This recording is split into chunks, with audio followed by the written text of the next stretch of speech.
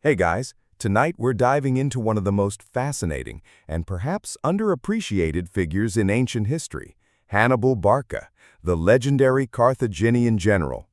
Picture yourself back in 247 BCE. You're standing in a bustling coastal city, the salty sea breeze drifting through your hair as merchants call out, selling their goods. You probably won't survive a day in this world, though. After all, it's a time where brutal wars and backstabbing politics shape the fate of entire civilizations. But still, let's take a moment to get comfortable and immerse ourselves in this epic tale.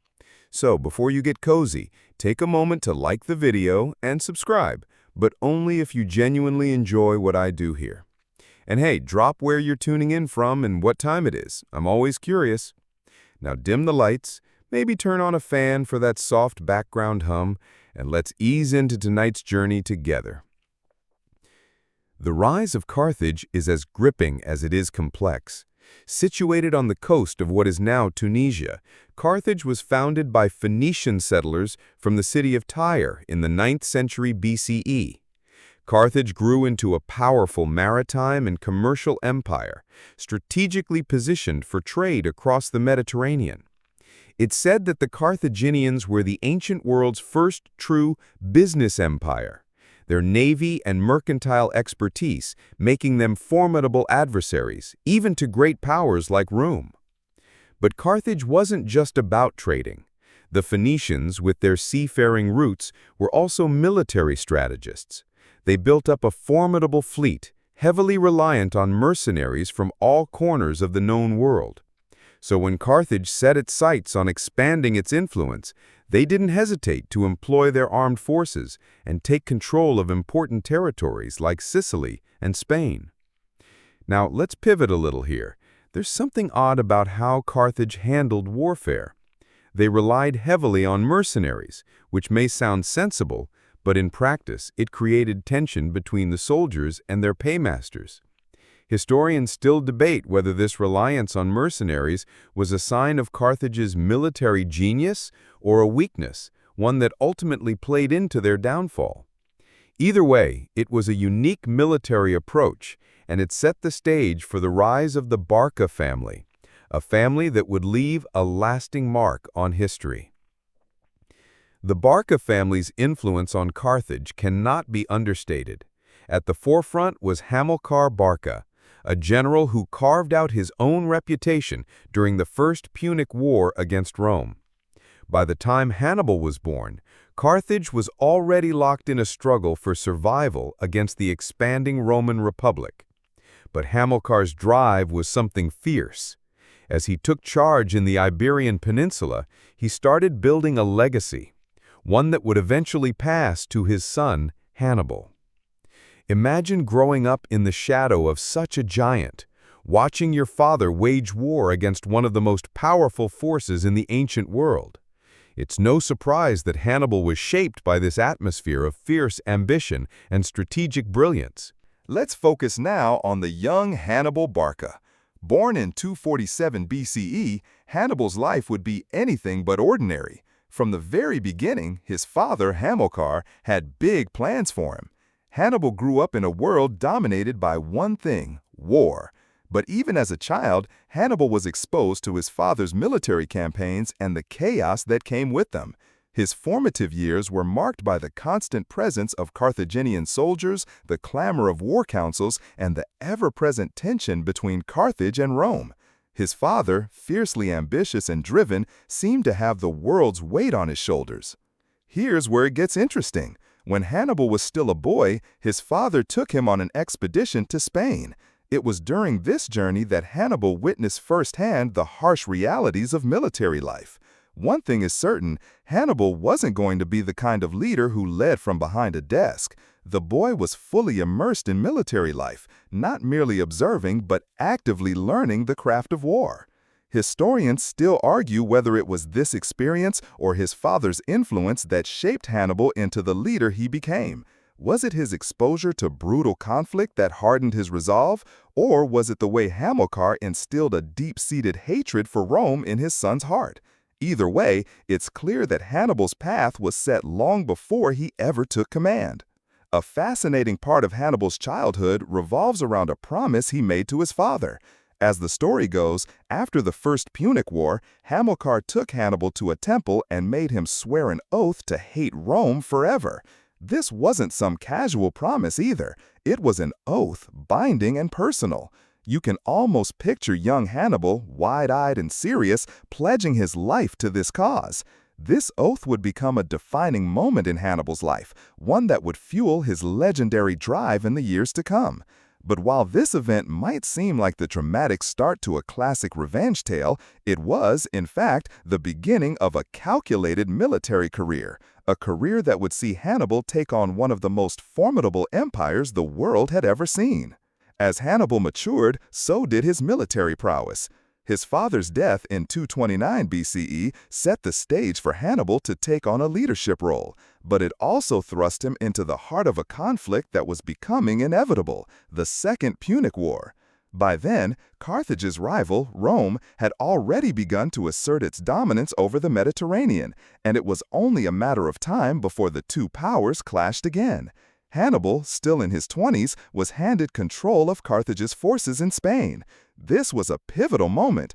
Hannibal wasn't just following in his father's footsteps anymore. He was stepping into his own, ready to carve out a legacy that would resonate for centuries.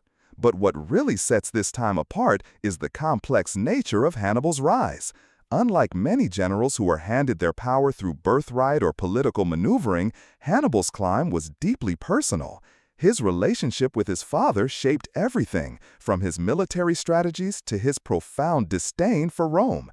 This wasn't just a battle for land or resources, it was a battle for honor, for the pride of Carthage, and, ultimately, for Hannibal's own place in history. As Hannibal matured, so did his military prowess. His father's death in 229 BCE set the stage for Hannibal to take on a leadership role, but it also thrust him into the heart of a conflict that was becoming inevitable, the Second Punic War. By then, Carthage's rival, Rome, had already begun to assert its dominance over the Mediterranean, and it was only a matter of time before the two powers clashed again. Hannibal, still in his 20s, was handed control of Carthage's forces in Spain. This was a pivotal moment.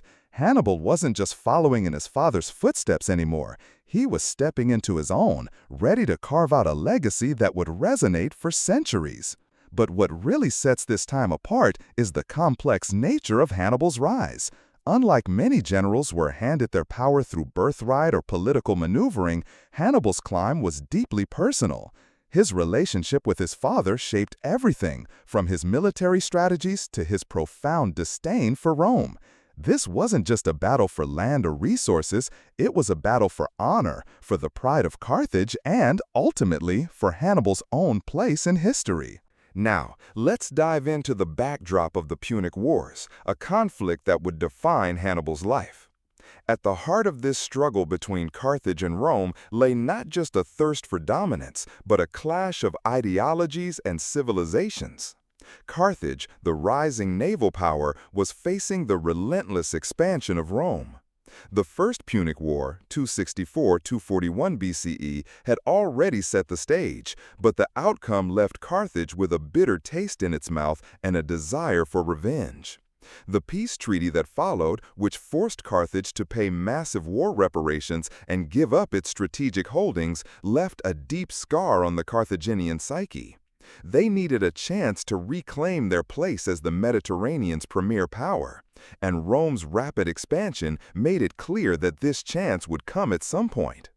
Hannibal's rise to prominence came during this volatile period. And it's important to remember that while his family had long been involved in military affairs, it was his sharp military mind and willingness to take risks that set him apart from the rest. At just 26 years old, he was given command of Carthage's army in Spain, where his father had laid the groundwork for future conquest. But Hannibal wasn't content with merely defending his family's holdings. He had bigger plans in mind. Carthage's power was concentrated in the western Mediterranean, and Rome's growing dominance in the east posed a serious threat. It was only a matter of time before the two powers collided again. In the years leading up to the Second Punic War, 218–201 BCE, Hannibal began preparing for a confrontation with Rome. His strategy was simple but brilliant. He would strike at Rome's heart, bypassing its defenses by attacking from the north. The plan was audacious, but it was exactly the kind of bold maneuver that Hannibal excelled at. What made his campaign truly remarkable was that he wasn't just relying on Carthage's traditional strengths, its navy and mercenary forces, but also on his ability to leverage his army's mobility and his deep understanding of Roman military tactics. Now, if you were to ask historians about the details of Hannibal's strategy, you'd get varying opinions.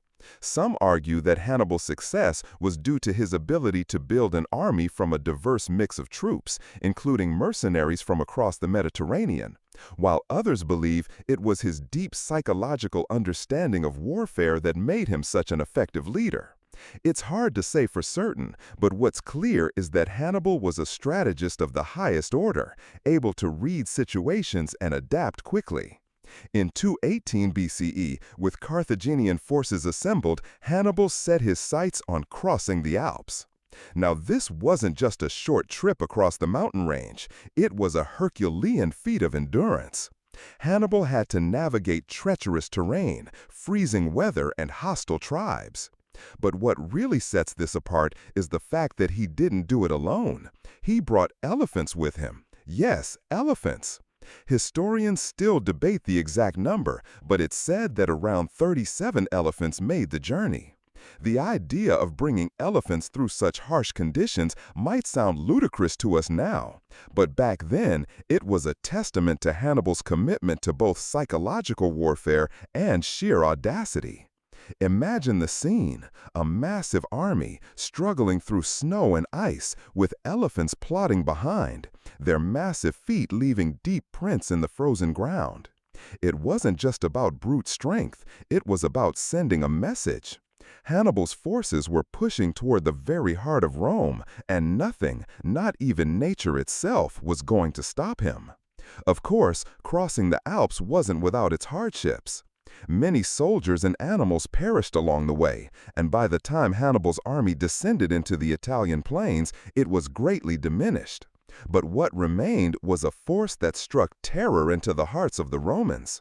Hannibal had made it. He had crossed one of the most formidable natural barriers in the world, and he was now poised to strike Rome itself. By the time Hannibal's army emerged from the Alps, Rome was in a state of disbelief. How could this Carthaginian general, leading a mixed army of soldiers, mercenaries, and elephants, have made it through such a harsh and unforgiving journey? But while Rome struggled to comprehend the threat, Hannibal was already making his move. The Romans, at first, thought that Hannibal's march through the Alps was simply a diversion. They underestimated his resolve, believing that his forces would be too weak to make a serious push into Italy. Yet, Hannibal's army proved to be a force to be reckoned with. Upon crossing the mountains, he quickly started seizing key cities in northern Italy, winning over local tribes who had long been dissatisfied with Rome's rule. This strategic move gave Hannibal much-needed allies, and his army grew in strength as he advanced south. Historians still argue about the reasons behind Hannibal's strategic genius in this period. Some say it was his ability to harness the support of local populations, using his army as a liberating force rather than an invading one. Others suggest that Hannibal's true strength lay in his ability to keep the Romans on their toes. He knew how to capitalize on their overconfidence, turning their own expectations into his advantage. Whatever the case, one thing was clear: Hannibal's leadership was already taking shape, and Rome had no idea what was coming. The Romans, in their panic, sent multiple armies to stop him, but Hannibal, with his uncanny ability to anticipate and counter Roman moves, struck swiftly. As he moved through Italy, Hannibal executed a series of lightning-fast campaigns that kept the Romans guessing. His mobility became his greatest asset. Rome, though powerful, could not match Hannibal's ability to strike at will. The contrast between Rome's more structured, conventional approach and Hannibal's more flexible and unconventional style was stark. Then came one of the most famous battles in history, the Battle of Trebia, fought in 218 BCE. The Romans, thinking they had Hannibal cornered, marched into what they thought was a controlled environment. But as Hannibal's forces launched a surprise attack, it became clear just how skilled he was at turning the tables. The Carthaginian forces, though outnumbered, managed to outflank and overwhelm the Romans. The victory was decisive, and Hannibal's reputation as a tactical genius began to grow. But it was at the Battle of Lake Trasimene in 217 BCE where Hannibal's military brilliance truly shone. Historians still marvel at how Hannibal set up an ambush that resulted in one of the greatest defeats Rome had ever suffered. By positioning his forces in such a way that the Roman army was effectively trapped, he ensured that the Romans were overwhelmed. It was a textbook example of how to use terrain and timing to your advantage, and a lesson that would haunt the Romans for years to come. What's particularly interesting about these battles is how they shaped not just the course of the war, but the very fabric of Roman society. The Romans were used to victories, used to being the dominant power in the Mediterranean, and these defeats shook them to their core. The idea of losing to a foreign power was almost unthinkable. But Hannibal, with his unorthodox tactics and willingness to take risks, turned that perception upside down. Still, Rome wasn't ready to give up. After the shock of Trebia and Trasimene, they regrouped, determined to learn from their mistakes. The Romans, under the leadership of Fabius Maximus, adopted a new strategy known as Fabian tactics, essentially avoiding direct confrontation with Hannibal, instead opting for smaller skirmishes and strategic delays.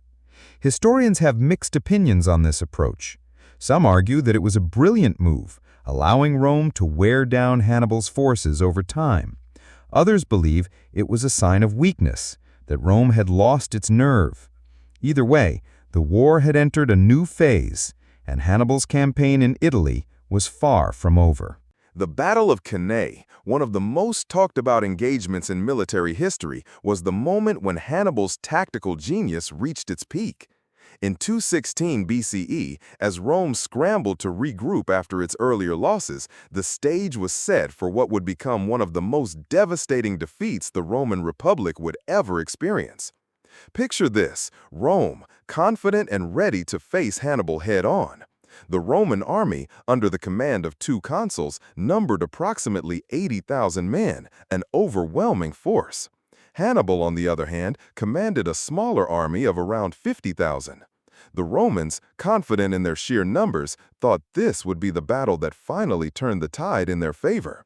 But Hannibal had something else in mind, something that would leave the Romans reeling. The strategy Hannibal employed at Cannae has been studied for centuries. Historians still debate whether it was sheer luck or genius that led him to position his forces in a concave formation, effectively creating a trap for the Romans. As the Roman army charged, they pushed forward into the center of Hannibal's line. What the Romans didn't realize was that Hannibal's army was waiting for them to take the bait. Once they did, his forces closed in from all sides, enveloping the Romans in a deadly pincer movement. Imagine the chaos, soldiers trapped in a narrow space, surrounded by enemy forces. There was no escape. The Romans fought valiantly, but the tactical brilliance of Hannibal was undeniable. By the end of the battle, nearly 70,000 Roman soldiers lay dead, and only a fraction of Hannibal's army had been lost. This victory at Cannae was a pivotal moment in the Second Punic War. For Hannibal, it was the culmination of years of planning, maneuvering, and sheer military brilliance. For Rome, it was a nightmare that would haunt them for generations. The scale of the defeat was almost incomprehensible. Historians still argue whether the Romans ever truly recovered from Cannae and whether their ability to bounce back was a testament to Roman resilience or an indication of their hubris. However, despite the scale of Hannibal's victory, he faced a critical challenge. he was not able to capitalize fully on his success. After the battle, Hannibal had the opportunity to march on Rome itself, to strike a killing blow to the heart of the Roman Empire. Yet, for reasons that remain the subject of historical debate, Hannibal did not pursue the final fatal strike. Some historians argue that Hannibal simply lacked the resources to lay siege to Rome. His army was depleted and unable to sustain a prolonged siege. Others suggest that he underestimated the Roman resolve, believing that a protracted war of attrition might be more successful. What's interesting here is how this hesitation marked a turning point. Had Hannibal attacked Rome, he might have ended the war in a matter of months, potentially reshaping the course of history. But instead, the Romans, under their new general, Scipio Africanus, would begin to regroup and develop a strategy to counter Hannibal's moves. This failure to capitalize on his victories remains one of the most debated aspects of Hannibal's campaign. Was it his own tactical misstep or the result of external factors like lack of reinforcements or support from Carthage? Historians are still divided. But let's pause and take a broader look at the aftermath of Cannae. For Carthage, the victory was sweet, but the real challenge was maintaining momentum. Rome, despite its massive losses, didn't falter in its resolve. Instead, it learned from its mistakes, adapted, and began shifting its military strategy. In the years that followed, Hannibal would face an ever-evolving Roman opposition, one that was learning how to counter his brilliance. Yet, despite this, he continued to inspire his troops and win battles. It was this combination of resilience and creativity that kept him at the forefront of the war, even as the tides began to turn. Historians still argue about why Hannibal didn't go after Rome after Cannae. Some say that his decision was driven by pragmatism.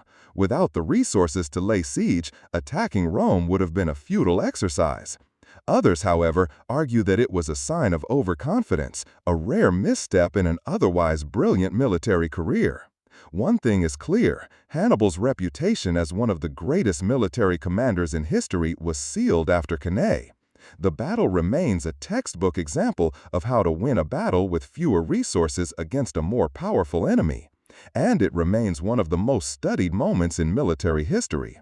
Yet, as with much of Hannibal's campaign, there were no easy answers. Historians were one of relentless drive, brilliant tactics, and a relentless pursuit of victory, followed by moments of hesitation that would ultimately affect the outcome of the war. After the catastrophic defeat at Cannae, the Romans did what they always did best. They adapted. With the loss of so many soldiers, the Roman Senate appointed a new general, the cautious yet strategic Fabius Maximus. His approach was a stark contrast to Hannibal's aggressive tactics. Rather than directly engaging Hannibal in open battle, Fabius adopted what became known as the Fabian strategy.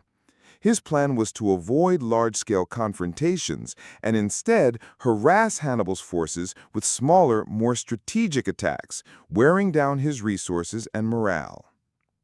Historians have often debated whether Fabius's strategy was a sign of Roman strength or a sign of their weakness.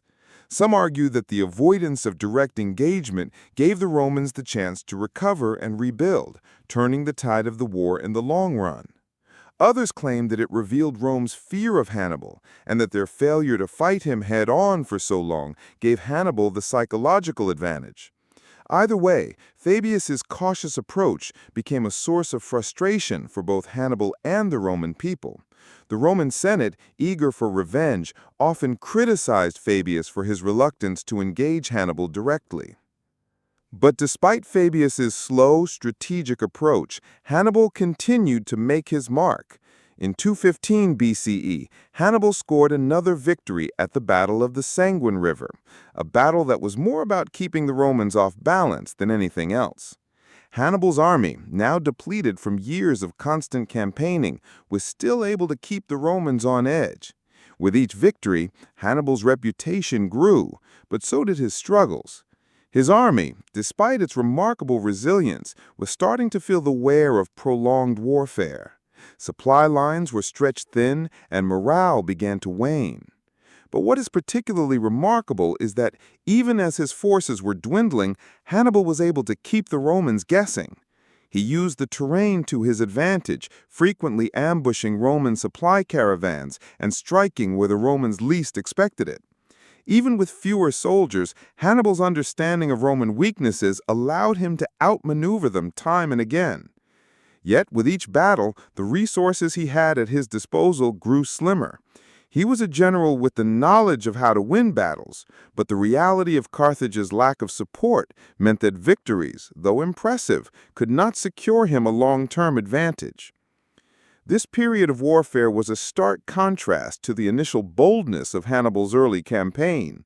While his brilliance remained undiminished, the question of whether he could sustain such a prolonged conflict was becoming more pressing.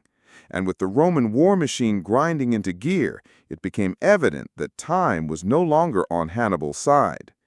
Yet, despite these mounting challenges, Hannibal still held the moral high ground.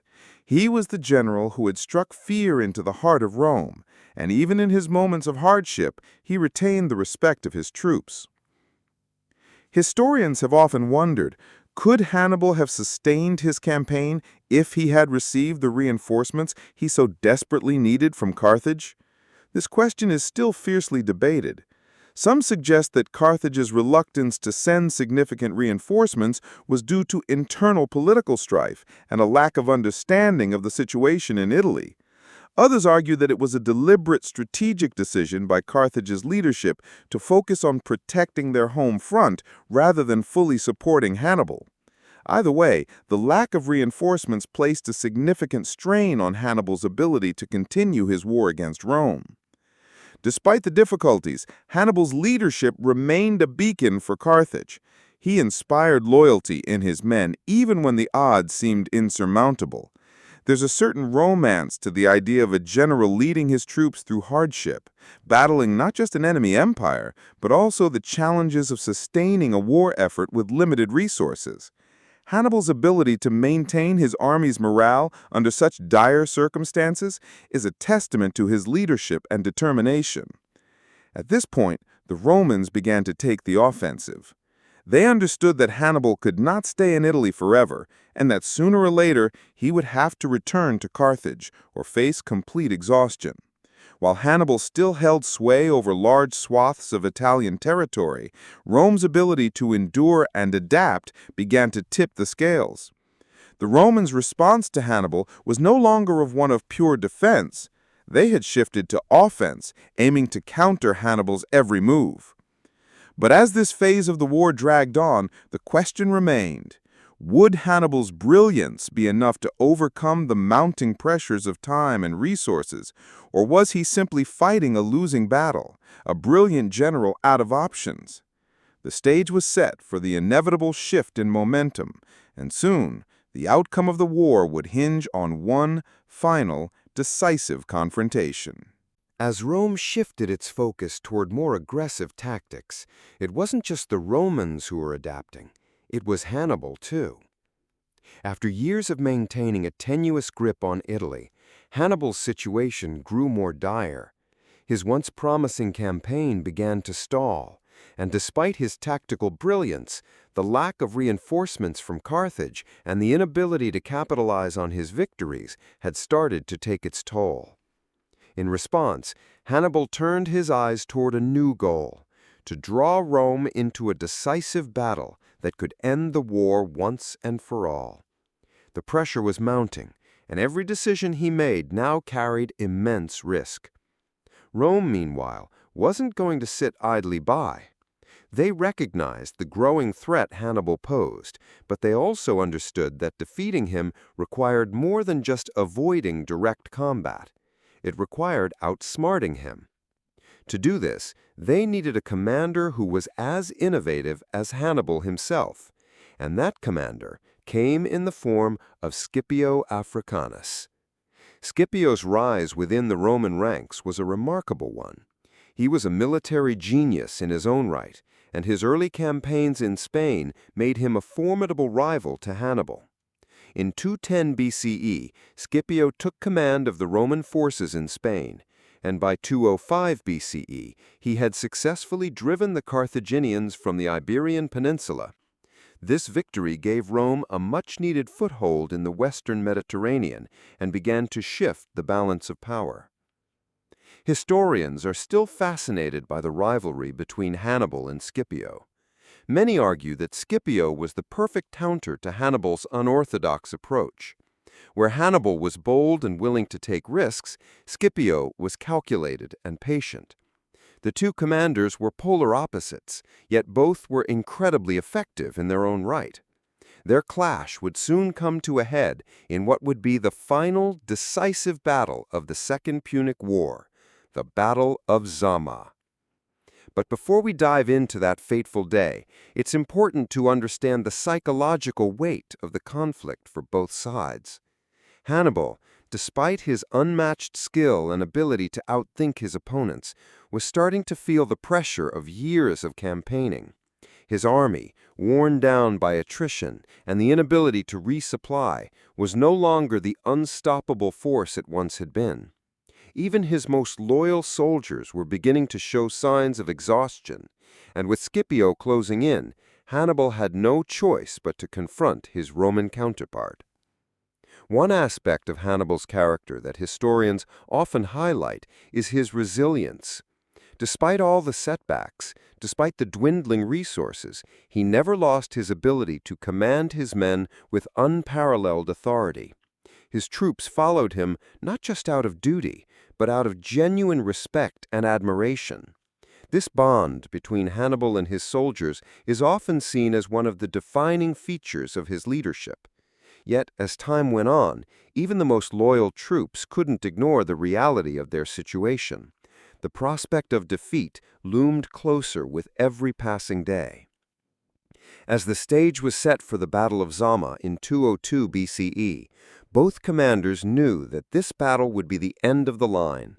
For Hannibal, it was a final attempt to defend Carthage's honor and restore its glory. For Scipio, it was the culmination of years of Roman efforts to avenge the horrors of Cannae and secure Rome's dominance in the Mediterranean. The stakes could not have been higher. But before the battle even began, there was a certain sense of inevitability in the air. Scipio, having learned from Hannibal's methods, was prepared. He knew exactly how Hannibal would fight.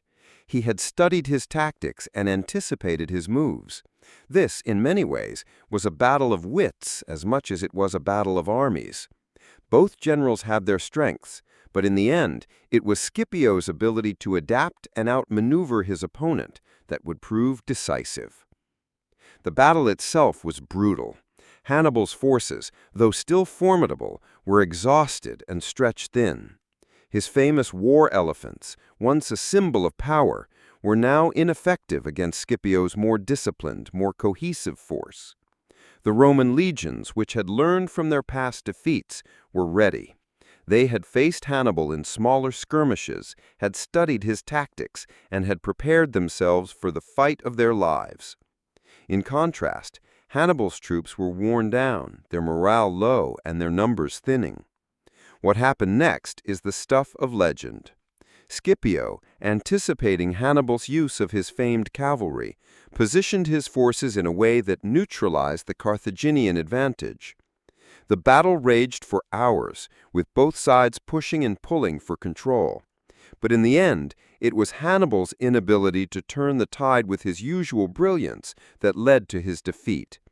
The Romans held their ground, and Scipio's army gradually wore down Hannibal's forces.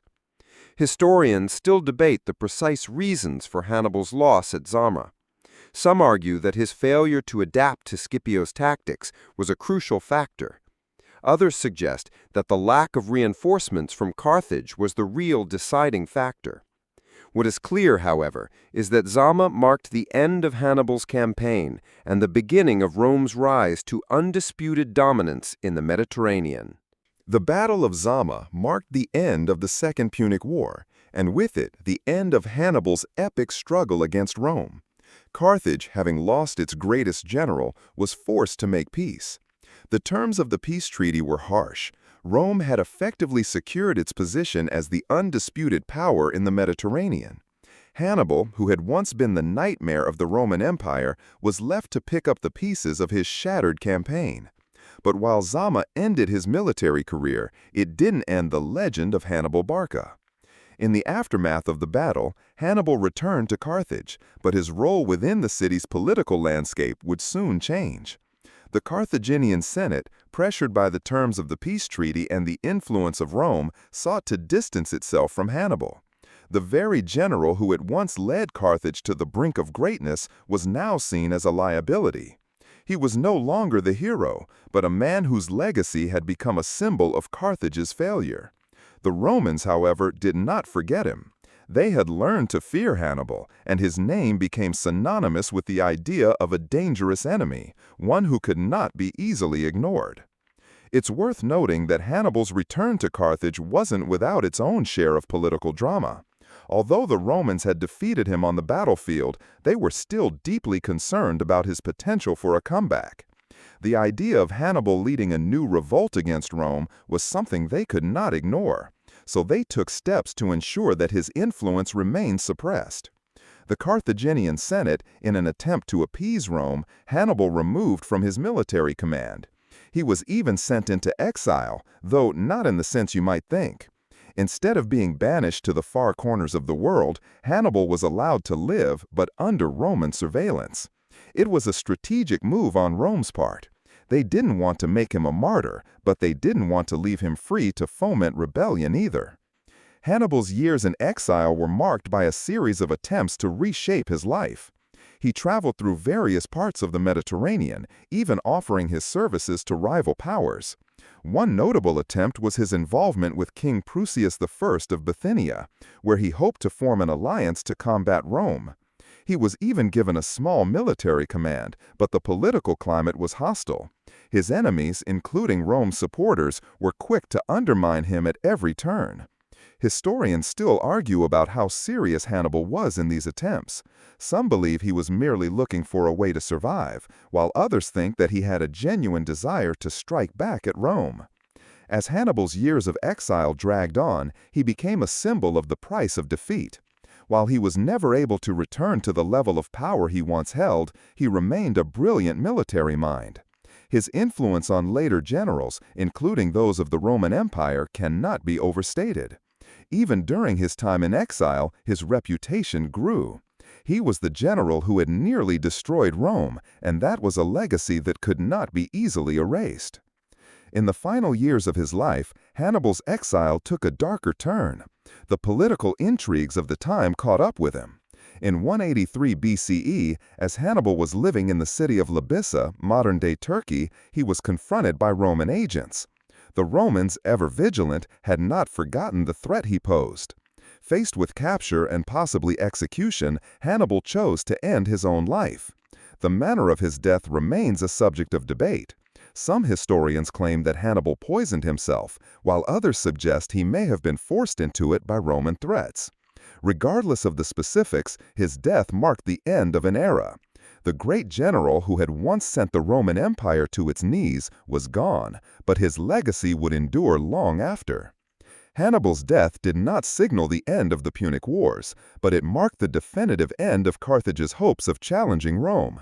Carthage itself would go on to suffer further defeats, and eventually in 146 BCE, it was destroyed in the Third Punic War. Yet even as the city of Carthage was wiped from the map, Hannibal's memory lived on. His tactics continued to influence military thinkers, both in the ancient world and well into the modern era. His life, filled with victories, defeats, and political machinations, was one of the most dramatic in history. For centuries, military strategists and historians have studied his campaigns. The Battle of Cannae, in particular, remains one of the most cited examples of battlefield tactics. Even today, it is used in military academies around the world to teach the art of war. Hannibal's ability to use terrain, psychology, and surprise to overwhelm a superior force is still regarded as one of the greatest examples of military genius. In the final years of his life, Hannibal's exile took a darker turn. The political intrigues of the time caught up with him. In 183 BCE, as Hannibal was living in the city of Labissa, modern-day Turkey, he was confronted by Roman agents. The Romans, ever vigilant, had not forgotten the threat he posed. Faced with capture and possibly execution, Hannibal chose to end his own life. The manner of his death remains a subject of debate. Some historians claim that Hannibal poisoned himself, while others suggest he may have been forced into it by Roman threats. Regardless of the specifics, his death marked the end of an era. The great general who had once sent the Roman Empire to its knees was gone, but his legacy would endure long after. Hannibal's death did not signal the end of the Punic Wars, but it marked the definitive end of Carthage's hopes of challenging Rome. Carthage itself would go on to suffer further defeats, and eventually in 146 BCE, it was destroyed in the Third Punic War. Yet even as the city of Carthage was wiped from the map, Hannibal's memory lived on. His tactics continued to influence military thinkers, both in the ancient world and well into the modern era. For centuries, military strategists and historians have studied his campaigns. The Battle of Cannae, in particular, remains one of the most cited examples of battlefield tactics. Even today, it is used in military academies around the world to teach the art of war. Hannibal's ability to use terrain, psychology, and surprise to overwhelm a superior force is still regarded as one of the greatest examples of military genius. As we reflect on Hannibal's legacy, it's clear that he was more than just a military genius. He was a symbol of resilience. Though defeated, his name became a byword for brilliance and defiance against overwhelming odds. His strategic acumen in battle, especially his famous use of the double envelopment at Cannae, left an indelible mark on history, influencing not only his contemporaries, but also future generations of military leaders. Even in the face of insurmountable challenges, Hannibal's determination to challenge Rome made him an eternal figure in the annals of warfare. But what truly sets Hannibal apart is the sheer unpredictability of his tactics. Unlike many generals who followed rigid military doctrines, Hannibal was a master of improvisation. His ability to adapt his strategies to the changing dynamics of battle is what earned him the respect of both his enemies and his allies. Whether it was his daring crossing of the Alps with elephants or his manipulation of the terrain at Cannae, Hannibal demonstrated a rare understanding of warfare's psychological and physical aspects. He wasn't just fighting battles, he was shaping the narrative of history. Even in exile, Hannibal continued to be a figure of fascination. In his later years, he offered his services to various rulers across the Mediterranean, hoping to find a new cause to fight for. He reached out to King Antiochus III of the Seleucid Empire, offering his expertise in exchange for military command. Despite his declining years, Hannibal still retained the sharpness of mind that had once made him the terror of Rome. But political intrigue followed him wherever he went. In fact, some believe that it was Rome's political machinations that ultimately led to his downfall, as they worked to ensure that he would never pose a threat again. Interestingly, Hannibal's life and death have been a topic of fascination in not just historical circles, but also in popular culture. His story has inspired countless books, films, and documentaries, each seeking to capture the essence of this legendary general. His rise, his defeats, and his eventual demise have captivated audiences for centuries. The complexity of his character, part hero, part anti-hero, has made him a figure of mythic proportions. It's almost as though his story transcends mere history, becoming an archetype of a great leader whose fate was sealed by both his brilliance and his inability to secure long-term victory. As we delve into the aftermath of Hannibal's life, it's important to note that his legacy is not just tied to the military world. His influence extended beyond the battlefield and into the realm of leadership. Hannibal's story teaches us that great leaders are often made in the crucible of adversity. Hannibal's willingness to challenge Rome at every turn, despite the overwhelming odds, speaks to the heart of what it means to fight for a cause greater than oneself. Hannibal was never just fighting for Carthage. He was fighting for something far more profound, the idea of a leader who would not bow to the pressures of fate and fortune. While his defeat at Zama was the final blow to Carthage's hopes of recovering its former glory, it's worth remembering that Hannibal's defeat did not diminish his brilliance. Instead, it solidified his place in history as a man who, despite all the forces arrayed against him, stood firm in his resolve. In many ways, Hannibal's greatest victory was not his military achievements, but his ability to maintain his dignity and resolve in the face of overwhelming adversity. Despite his exile and eventual death, Hannibal's spirit lived on, and his story became a legend that transcended Carthage itself. In modern times, his tactics are still studied by military leaders and scholars alike, and his name remains synonymous with brilliance, strategy, and perseverance. His life reminds us that even in the face of defeat, one can still leave behind a legacy that endures.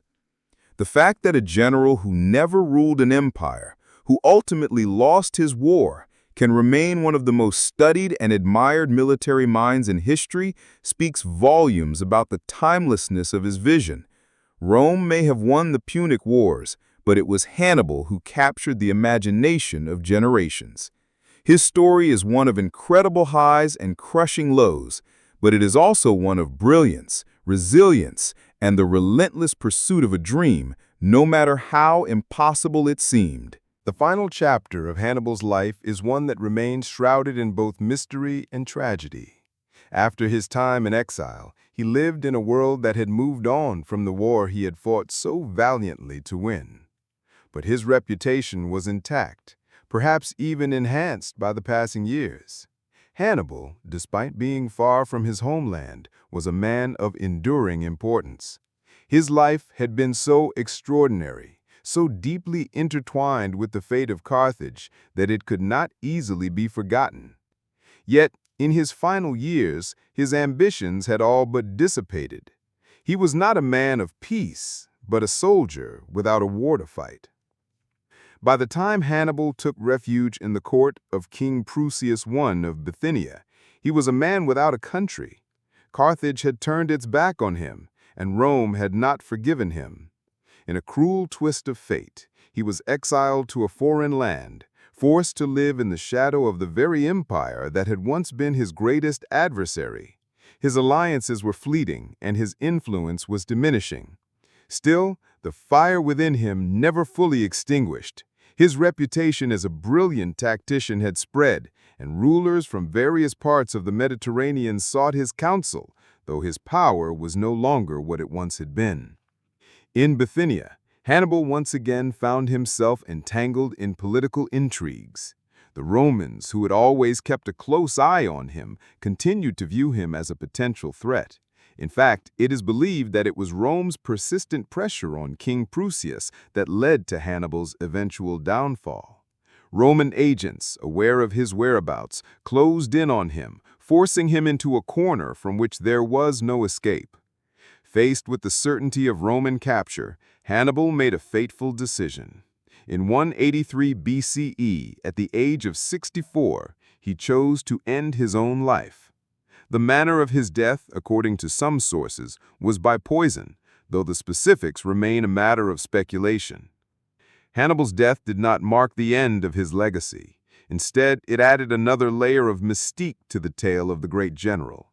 His life, full of ambition, brilliance, and ultimate defeat, became a story that transcended time.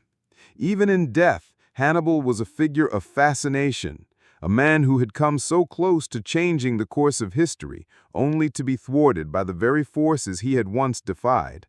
But rather than being forgotten, his name continued to resonate in the centuries that followed. Hannibal, in his final moments, remained as resolute as he had been on the battlefield. Historians still debate the true significance of Hannibal's legacy. Was his failure at Zama simply the result of his inability to secure a lasting victory? Or was it a matter of timing and resources, elements beyond his control? It's a question that has no easy answer, and it's one that keeps Hannibal's story alive in the minds of those who study his life. What's clear is that his impact on the course of military history is undeniable. His tactics are still taught in military academies, and his ability to outmaneuver enemies with limited resources remains a model of strategic brilliance. In the end, Hannibal's legacy was not defined by his victories or his defeats, but by the indomitable will that drove him to challenge the might of Rome. His story is one of perseverance, of a man who fought against impossible odds and refused to give up even when it seemed like the world was against him. And while Carthage itself was ultimately destroyed, Hannibal's story lives on as a testament to the power of determination and the enduring spirit of resistance. As we close this chapter on Hannibal Barca, it's important to remember that his legacy is not just of military conquest, but of leadership, resilience, and the complexities of human ambition. The story of Hannibal is in many ways a reflection of the human condition itself, a story of striving for greatness, confronting defeat, and finding a way to endure despite overwhelming obstacles. His name lives on, not just in the annals of history, but in the minds of those who continue to study his tactics and his remarkable journey. Hannibal's life and legacy hold a special place in the tapestry of history, not just as a military leader, but as a figure who represents the paradox of human ambition. His victories, his defeats, and his eventual demise all contribute to the mythos surrounding him, making him one of the most fascinating figures to study. But while historians may dissect his strategies and tactics for centuries to come, there's something far more profound about his story. It speaks to the resilience of the human spirit and the lengths one can go to challenge the powers that be, even when the odds seem insurmountable. What makes Hannibal so compelling to modern audiences is the sheer audacity of his actions. He wasn't a general content to fight wars of attrition or simply defend his territory. He was a man who actively sought to reshape the balance of power in the Mediterranean. His campaign against Rome was not just about Carthage's survival. It was about making a statement that the mighty empire could be brought to its knees. And in many ways, he succeeded. Despite losing the war, Hannibal became one of the most revered military commanders in history, admired for his unconventional tactics and his ability to strike fear into the heart of the Roman Empire. Hannibal's most famous victory at Cannae is often hailed as one of the greatest military feats in history. By outflanking and encircling a much larger Roman force, he demonstrated not only his tactical brilliance, but also his understanding of human nature. He knew how to manipulate his enemies' expectations and turn their overconfidence into a weakness.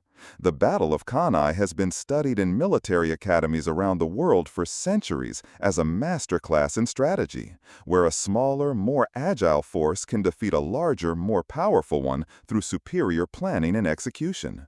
But it wasn't just his battles that made Hannibal legendary. It was his ability to maintain his vision despite overwhelming obstacles. The punishing march across the Alps with elephants and soldiers in tow remains one of the most audacious military maneuvers in history. The harsh conditions of the journey could have broken lesser leaders, but Hannibal's determination to push forward, despite the devastating losses, symbolized his refusal to give up on his mission. His army, weakened and demoralized by the treacherous journey, still pressed on, a testament to the strength of their commander's will. However, as the years of conflict dragged on, the reality of Hannibal's position began to sink in. While he had achieved remarkable victories on the battlefield, his inability to decisively end the war meant that he was continually caught in a cycle of fighting for survival rather than for total victory. His failure to lay siege to Rome after Cannae has been the subject of much debate. Historians still wonder, could he have defeated Rome if he had pressed on, or was he simply unable to muster the resources necessary to finish what he started? What we do know is that despite his military brilliance, Hannibal was ultimately unable to overcome the logistical and political constraints that hindered his success. Rome's ability to adapt, regroup, and keep fighting eventually led to Hannibal's downfall. Scipio Africanus, the Roman general who had studied Hannibal's methods, turned the tide of the war. The Battle of Zama in 220 BCE, where Scipio faced Hannibal, was not just a clash of armies, but a battle of wills. Scipio's ability to adapt to Hannibal's tactics and outthink him on the battlefield marked the end of Hannibal's campaign and solidified Rome's place as the dominant power in the Mediterranean. Yet even in defeat, Hannibal's tactical genius could not be denied. The very fact that a defeated general could remain a subject of fascination for centuries speaks to the lasting power of his legacy. After the war, Hannibal's life took a darker turn. Exiled and forced to live away from Carthage, he spent his final years trying to navigate the treacherous political waters of the Mediterranean. But no matter where he went, his name remained synonymous with both greatness and tragedy. The fact that the Romans feared him so much, even in his later years, shows just how deeply they understood the threat he posed. Even in exile, Hannibal's presence was a reminder of the empire's vulnerability. His death in 183 BCE at the hands of Roman agents was a quiet and tragic end to a life that had once set the world on fire. Hannibal's story is a reminder of the impermanence of power. Even the greatest generals can fall, their empires can crumble, and their names can be forgotten. But Hannibal's legacy has endured. His tactics, his courage, and his unyielding determination to challenge the might of Rome have inspired generations of military leaders. His name is still invoked in military circles, his tactics still studied, and his life still analyzed as one of the greatest examples of human will and ambition. As we conclude this journey through Hannibal's life, we are left with a question that is as relevant today as it was in his time. What does it take to challenge the greatest powers of the world? Is it sheer military prowess? Is it resilience in the face of overwhelming odds? Or is it the vision to see beyond the immediate struggles and push for something greater, even when victory seems out of reach? Hannibal Barca may have lost the Punic Wars, but his story is far from over. His life reminds us that the greatest legacies are not always built on triumph, but on the pursuit of something larger than ourselves, something that endures long after the dust has settled and the battle is won or lost. Hannibal's enduring legacy serves as a potent reminder of the complexity of leadership and the human condition itself. Even as Rome triumphed over Carthage, even as the mighty empire wiped its greatest rival from the map, Hannibal's name continued to echo across history. In the centuries that followed, military leaders and scholars alike would study his every move, how he turned the tables against a more powerful adversary, how he maneuvered with brilliance in the face of insurmountable odds, and how his rise to prominence came not through simple inheritance or fortune, but through sheer willpower and talent. The tragedy of Hannibal's exile and eventual death in obscurity is not just the end of his personal story, but the closing chapter on an entire era in Mediterranean history. The Carthaginian Empire may have collapsed, but the figure of Hannibal himself became immortal. His genius was not lost with the fall of Carthage. Instead, it transcended it. To this day, his name is a byword for military brilliance, innovation, and leadership. Hannibal's tactical prowess continues to be a major subject of study in military academies around the world. His ability to read the battlefield, his use of terrain and psychology to disorient and defeat his enemies, and his unpredictable, audacious moves make him a textbook example of how to fight with fewer resources against an overwhelming force. His success at Cannae remains one of the most celebrated military tactics in history. The way he enveloped the Roman army, forcing them into a situation where escape was impossible, demonstrated his understanding of the psychology of warfare and the ability to anticipate his enemy's every move. Yet Hannibal's legacy is not just confined to the battlefield. His leadership and resilience in the face of seemingly impossible odds are qualities that resonate in any field, not just warfare. Hannibal's ability to inspire loyalty to his troops, even as his forces dwindled and his situation became increasingly desperate, is a testament to his strength of character. In many ways, it's his unyielding determination and sense of duty that make him such an extraordinary historical figure. His leadership wasn't just about commanding an army. It was about motivating and guiding his people through times of hardship. However, as with all great figures in history, Hannibal's story is one of contradiction. His brilliance was overshadowed by his inability to secure the victory that seemed within his grasp. His refusal to lay siege to Rome after the Battle of Cannae remains a point of contention among historians. Was it a tactical misstep, or was it a matter of resources, logistics, and timing? Historians have long debated whether Hannibal could have decisively ended the war if only he had pressed on. But perhaps that is the very nature of greatness. No one, not even the greatest of generals, can predict every outcome, and no victory is ever fully guaranteed. Even in exile, Hannibal's name carried weight. He was sought after by various rulers who wanted to use his strategic genius to their own advantage, but his political maneuvering and the continued influence of Rome's shadow over his life meant that his final years were fraught with uncertainty. The fact that Hannibal remained a figure of such influence, even as his military career was long over, speaks to the depth of his impact on history. He wasn't just a general who fought a series of battles. He was a symbol of resistance, of an empire's refusal to give up, no matter how dire the circumstances. But what does Hannibal's story tell us about the nature of power? His life was marked by incredible ambition, but also by profound setbacks. He achieved feats that many thought impossible, and yet he was unable to achieve the one thing that could have changed history: the ultimate defeat of Rome. His story serves as a reminder that even the most brilliant minds can falter, that even the greatest of victories can be undone by the complexities of the political and military world. Yet despite his defeat, Hannibal's legacy has remained untarnished, and in that there is something profoundly humbling. Today, as we study Hannibal's life, we are reminded of the fragile nature of success. We see how a brilliant leader can shape the course of history, but also how external factors, resources, alliances, and politics can shift the balance of power. Even the greatest strategists are sometimes limited by circumstances beyond their control, and Hannibal's inability to defeat Rome, despite all of his triumphs, reflects the unpredictable nature of fate.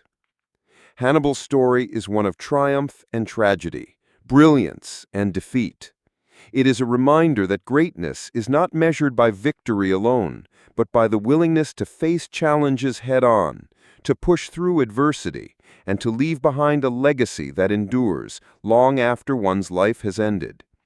Even in the face of defeat, Hannibal stood as a symbol of the power of the human spirit, a figure whose name would be remembered long after the empire he fought against had become a memory itself. As the years passed, the world around Hannibal changed, and his personal legacy evolved from that of a defeated general to a revered figure in the history of warfare. His tactical genius, despite being overshadowed by the political and military forces that led to his eventual exile and death, continued to influence countless military leaders. His story was no longer just one of military loss.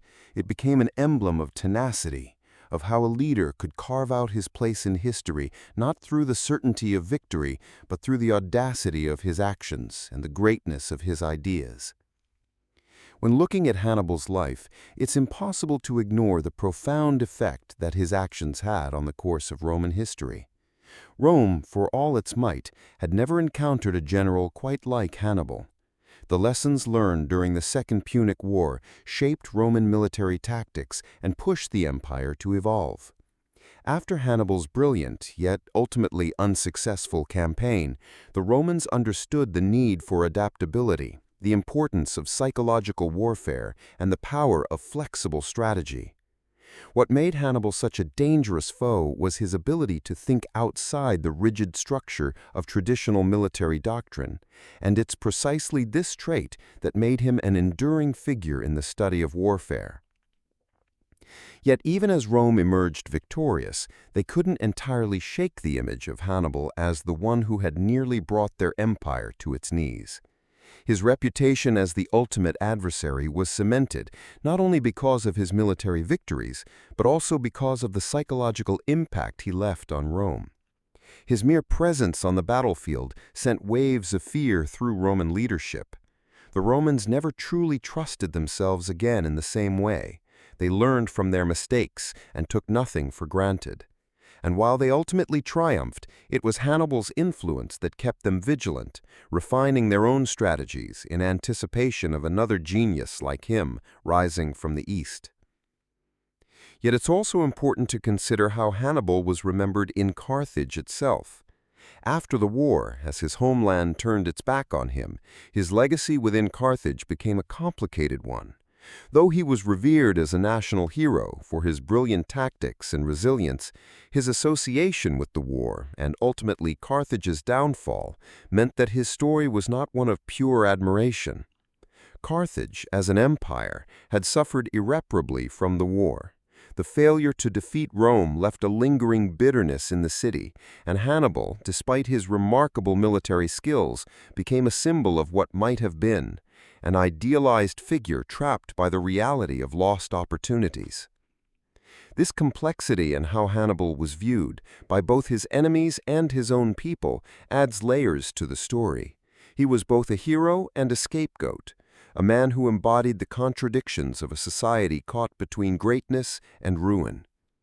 The very qualities that made him so effective on the battlefield, his relentless determination, his refusal to back down, his ability to inspire and lead, also led to his downfall. He pushed his army and his people to their limits. He dared to challenge an empire, but ultimately Carthage's inability to support his mission in the long term meant that his defiance wasn't enough to overcome the logistical and strategic limitations he faced. But as time went on, Hannibal's place in history was more firmly established, even if his nation's place in the world was not. He became a symbol of resistance, not simply a military leader, but a larger-than-life figure who stood against the tide of Roman dominance. His name, his story, and his legacy lived on in ways that even the Romans could not deny. For centuries, Hannibal has been admired by military leaders, scholars, and everyday people alike, his story inspiring not just those who study war, but anyone who has ever faced insurmountable odds. The final years of Hannibal's life, spent in exile, were marked by his attempts to find new allies, new opportunities, and new ways to continue his fight against Rome. These years, full of political intrigue, failed alliances, and constant fear of Roman retribution, add to the tragic quality of his life. Despite his brilliance, he was caught in a web of political maneuvering and unable to change the course of his fate. Hannibal, a man who had once moved an entire army across the Alps, who had decimated Roman forces at Cannae, now found himself reduced to navigating the political currents of the Mediterranean world with little to no power of his own. But this is part of Hannibal's enduring story. His perseverance, even in the face of seemingly inevitable defeat, is what made him more than just a military figure. He became a symbol of resistance, of what it means to fight, not just for personal glory or power, but for a cause, for an ideal. His life reminds us that sometimes the battle is not just about the fight itself, but about the spirit we carry within us, even when the odds are stacked against us. Hannibal's legacy, thus, is far more than the military victories he achieved or the losses he endured. His story is one of relentless determination, of a leader who fought against the greatest power of his time and, despite his eventual defeat, became one of the most celebrated figures in military history. His name lives on, not just as a symbol of military brilliance, but as a reminder of the complex and often tragic nature of history, where even the greatest of leaders can fall, but their legacies endure long after they are gone. As we draw closer to the final chapters of Hannibal's story, it becomes apparent that his influence on history was not just confined to his own era. His impact transcended the political and military spheres and extended to the broader cultural memory of warfare. His tactics, his strategies, and even his failures became essential lessons for future generations, especially for those who sought to understand how to fight an enemy that was stronger, better resourced, and seemingly invincible. What's particularly striking about Hannibal is how his reputation has fluctuated over the centuries. During the height of the Roman Empire, Hannibal was a revered figure, a symbol of the power and reach of Rome's adversaries. Even within Rome, his story was told with a mix of awe and dread. He was the enemy who had come closest to breaking the Roman spirit. To Romans, he was the ultimate cautionary tale, proof that no matter how powerful an empire might be, there could always be someone who could defy and nearly destroy it. His name was invoked in the context of war for centuries, and his strategies continued to shape Roman military doctrine. But as time moved on and the Roman Empire itself crumbled, Hannibal's name took on a different connotation. In the medieval period, his story became less about military strategy and more about the myth of the heroic enemy. For some, Hannibal represented the ideal of the warrior who fought against overwhelming odds, while for others, he was a tragic figure, a man who achieved great things but was ultimately defeated by the very forces of fate and circumstance that he had once defied. In the modern era, however, Hannibal's legacy was examined more critically. Historians started to ask more pointed questions. What exactly went wrong for Hannibal? Why did a man who seemed destined for greatness fall short of the ultimate victory? These questions have fueled countless academic studies and have kept his story alive in the intellectual world. His failure to capture Rome itself is often pointed to as the most significant aspect of his campaign, an element that has spurred debates about his ability to make decisive decisions, even when he was in a position of power. The inability to finish what he started is perhaps one of the most poignant aspects of Hannibal's life. Despite everything he achieved, his brilliant victories, his innovative tactics, his ability to inspire and lead, he never managed to deliver the final blow to Rome. Historians often reflect on how his failure to lay siege to Rome after the Battle of Cannae may have been the turning point in the war. Was it a missed opportunity, or was it a wise decision given the circumstances? Was Hannibal's inability to finish the war the result of a tactical misstep, or was it a consequence of his circumstances? This ongoing debate makes Hannibal's life and legacy even more fascinating. Another element of Hannibal's legacy is his ability to endure even in defeat. Unlike many generals who are remembered only for their victories, Hannibal's name survived because of his resilience. After his defeat at Zama, he didn't fade into obscurity. He became a figure who continued to be studied, admired, and even feared. His leadership, his resilience in the face of loss, and his ability to adapt to changing circumstances made him a model for future generations of military leaders. Even after his exile, his reputation as one of the greatest generals in history remained intact, and his name was still used by military strategists and political figures to evoke a sense of boldness and audacity. In the years following his death, Hannibal's legacy only grew stronger. His story became one of the quintessential narratives of military defiance. He was no longer just a general who fought for Carthage. He was a symbol of the outsider, the underdog, the one who took on the greatest empire in the world and came so close to defeating it. It's this element of his story that continues to resonate today.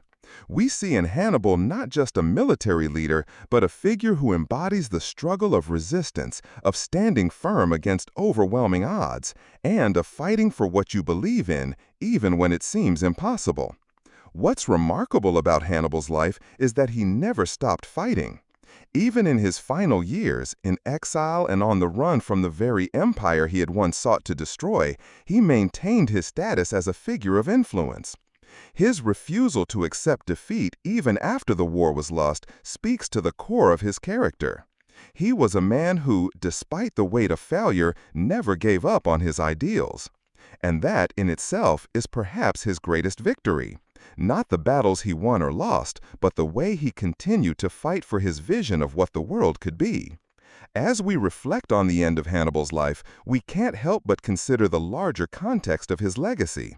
Hannibal is not a man of simple victories or failures. He was a symbol of something much greater.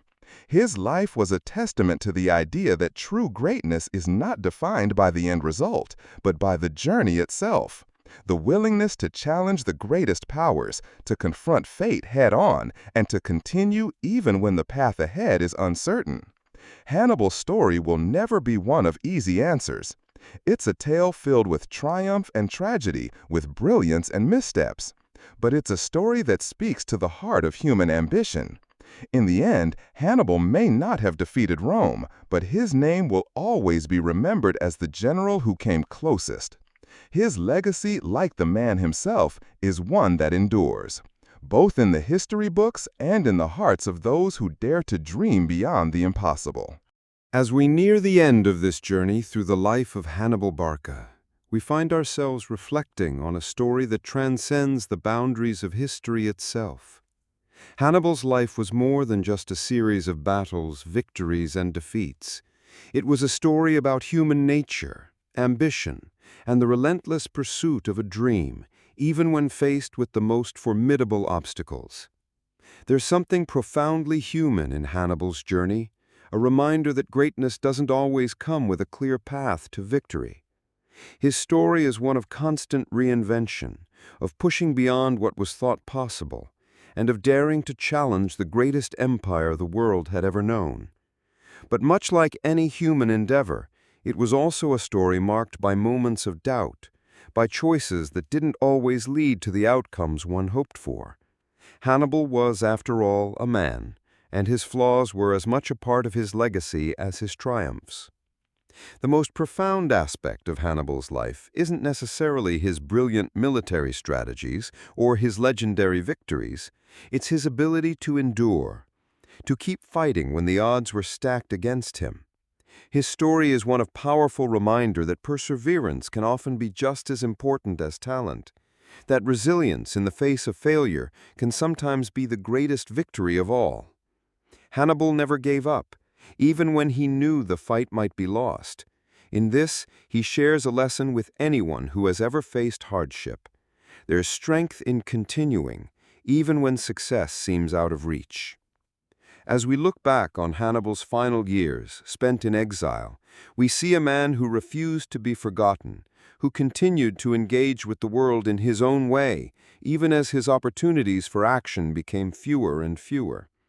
His time in exile was not the end of his story, but a different chapter, one in which his resilience, his identity, and his legacy continued to grow.